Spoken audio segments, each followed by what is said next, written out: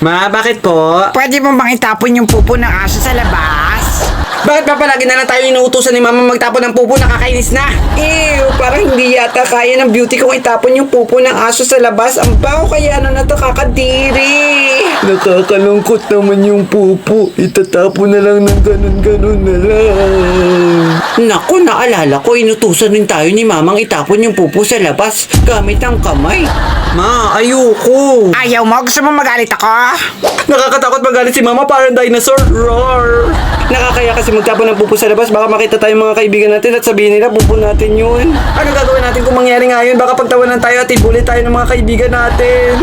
Guys, kalma. Ang OA, parang magtatapon ng pupo sa labas kung ano-ano nang iniisip. Pwede bang gawin na natin para matapos na? Nakakaboring. Gusto ko na magpahinga. Ah, gagawin mo na? Bilisan mo dyan. Oo, ito na. Nakakadiri naman.